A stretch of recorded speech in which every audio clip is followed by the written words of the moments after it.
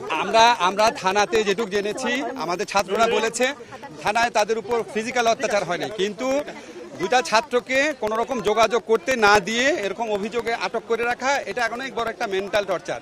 তো আমরা মনে করি যারা গুলি করে, যারা মানুষ মারে তাদেরকে পুলিশ গ্রেফতার করতে পারে না, যারা আক্রান্ত হয় তাদেরকে পুলিশ গ্রেফতার করে। এটাই হয়ে গেছে বাংলাদেশের চেহারা, এটাই দুঃখজনক। আমার গায়ে হাত তোলা হয় না, কিন্তু আমাকে কালকে দুপুরের পর থেকে আমাকে কারোর সাথে যোগাযোগ করতে দেয় না। প্রথমত এটা তারা আমাকে রাত 2টা পর্যন্ত রমনা থানায় রাখছে, সেখান থেকে তারা আমাকে ডিএমসিতে রাতের অন্ধকারে নিয়ে গেছে, নিয়ে যে সেখানে মানে কারোর সাথে কোনো কথা বলার যোগাযোগ সুযোগ রাখে নাই।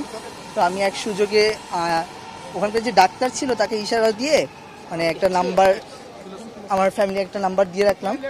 তারপরে আমাকে এখানে নিয়ে আসা হয়। সেখান থেকে আমি যে এখান থেকে বের হয়ে আসতে পারছি এটাই অনেক বেশি। টিচারদের কিছু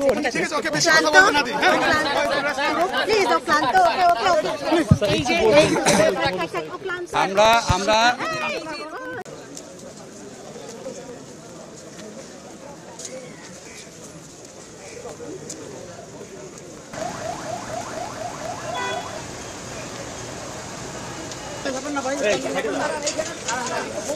পেছনে যান, এই যে মাঝখানে যান,